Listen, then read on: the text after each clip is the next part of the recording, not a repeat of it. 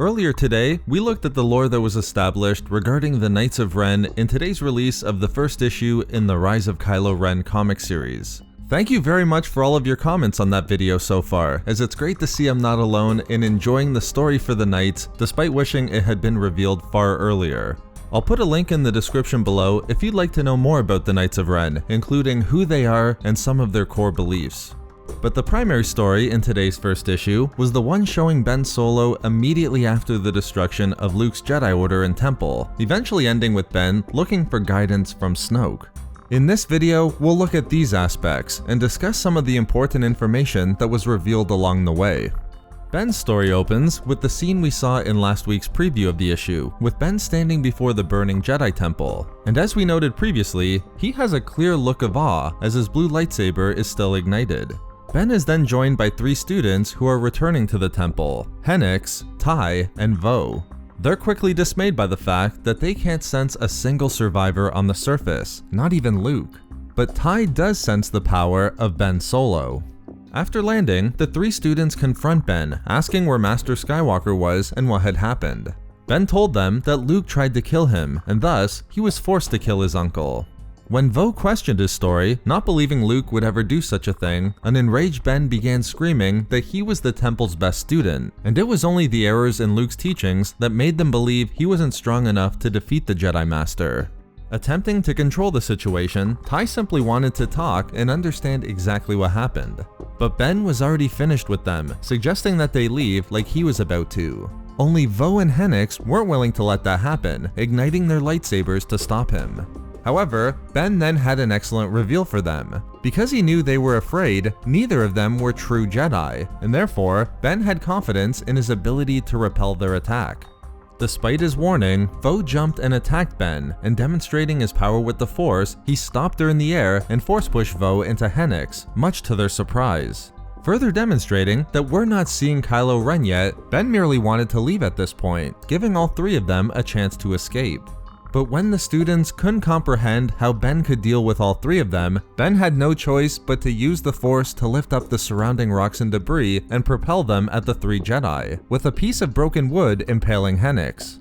Initially, Ben was momentarily regretful, but after collecting himself, he told them that they'd been warned and left the 3 students behind. Ben would eventually make it to a starship, simply wanting to leave.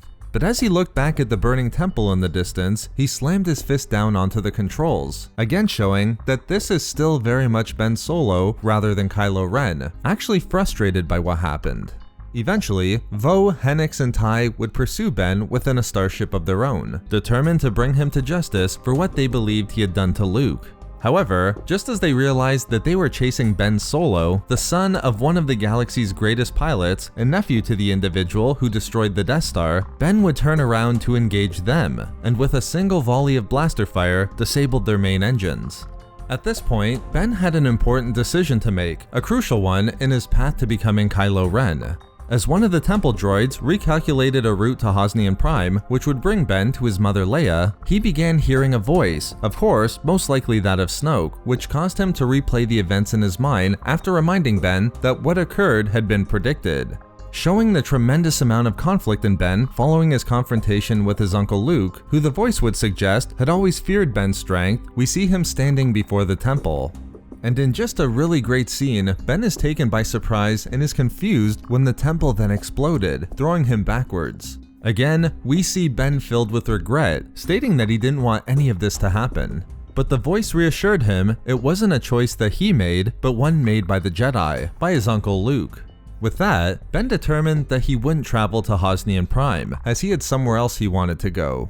Before seeing exactly where Ben went, we briefly see the 3 students, who were trying to grasp what had just occurred. Yes, Ben had attacked them, but he also left them alive, causing Vo to wonder how the temple's strongest student could appear to be filled with so much conflict.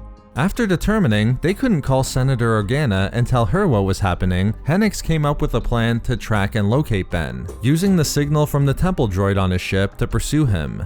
They then committed themselves to finding Ben and learning the truth, not just for Luke, but for Ben as well. Finally, we see the location that Ben believed was the only place he could turn. Although we only have the location noted as elsewhere, this location is a fascinating one, appearing as though it's a massive greenhouse filled with vibrant trees and plants, but also consisting of equally large unnatural sections that have been built. Regardless, we see Ben enter a hangar, where it's revealed that he does indeed go directly to Snoke, who greets Ben at the bottom of a throne that appears to be very similar to the one on the Supremacy, dressed very differently than the usual gold robes we've seen him in. Unlike we saw in the interactions between the two characters in the Age of Rebellion comic series, Snoke is extremely welcoming of Ben, greeting him with a hug and telling him that he was pleased he sought him out. In one of the most interesting lines from the entire issue, Ben then notes the change in Snoke's appearance, surprised by what he believes his uncle Luke did to him. This allows for the possibility that there could have been a battle between Luke and Snoke prior to Episode 7, which might have had a significant influence on the Supreme Leader's appearance. Unfortunately, we don't get to learn more about those details, as Snoke would rather focus on the confrontation between Luke and Ben. Although Ben's confident he killed his uncle, Snoke isn't so sure, knowing Luke could not be killed easily.